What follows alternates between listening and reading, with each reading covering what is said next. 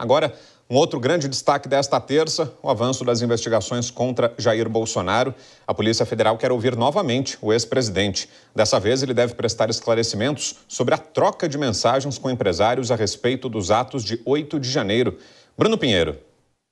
O novo encontro de Jair Bolsonaro com a Polícia Federal já tem data marcada. Será na quinta-feira da semana que vem. O ex-presidente da República terá que responder aos agentes da Polícia Federal, aos investigadores, sobre as mensagens que foram encaminhadas num grupo de WhatsApp com 8 empresários. Na época, de acordo com as mensagens, o empresário chegou a dizer que era melhor um golpe de Estado do que Lula ser eleito o presidente da República. O ministro Alexandre de Moraes, nas últimas horas, entendeu que 6 empresários respeitaram ali essa conversa no grupo de WhatsApp, que não houve nenhum risco. Diante disso, essa investigação acaba sendo arquivada. Mas os outros 2 empresários vão continuar sendo investigados e que durante 60 dias acessem as mensagens nos aparelhos celulares, já que um dos investigados não repassou a senha do aparelho celular. Nesta terça-feira, a Jovem Pan, Jair Messias Bolsonaro, ex-presidente da República, revelou que nunca participou de um grupo de WhatsApp com esses empresários e que somente, se for o que ele está imaginando, ele repassou um recorte que a mídia estava divulgando sobre uma fala do ministro Luiz Roberto Barroso sobre o voto impresso. Jair Bolsonaro relembrou que ele foi um forte defensor do voto impresso na Câmara dos Deputados e chegou a falar que sente até vergonha de voltar a discutir sobre este assunto, sobre essas mensagens num grupo de empresários. Os advogados de Jair Bolsonaro já solicitaram acesso aos autos para tentar entender o que será necessário esclarecer neste novo depoimento à Polícia Federal na quinta-feira da semana que vem. Jair Bolsonaro reafirmou diversas vezes que nunca esteve neste grupo de WhatsApp e vê que será necessário esclarecer e que essa será a resposta, que foi um recorte que ele havia recebido e encaminhou esta mensagem. Esse assunto continua ganhando repercussão e novamente Jair Bolsonaro será ouvido na sede da Polícia Federal. De Brasília, o Bruno Pinheiro. Obrigado, Bruno. Mais análise aqui no Jornal Jovem Pan. Começo essa com você, Dora.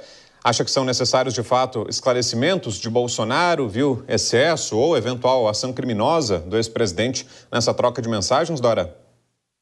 Eu acho que ninguém está acusando ele de crime nesse aspecto, é que há um inquérito, né, o chamado inquérito das milícias digitais, que apura justamente a relação de disseminação de notícias falsas com todos os acontecimentos, a tentativa de descredibilizar o sistema eleitoral, enfim, e isso evidentemente se encontra uma mensagem do ex-presidente mandando espalhar, ele fala, tenta confundir, aí fala que é uma mensagem, um recorte do Barroso. Não, o que a Polícia Federal está tratando é de uma mensagem entre ele, uma conversa entre ele e esse empresário, ele mandando espalhar uma notícia. Ora, ele vai lá, se não tiver nada a ver com isso e a Polícia Federal se convencer, perfeitamente, mas evidentemente que quando se encontra algo desse tipo num âmbito, num contexto, né,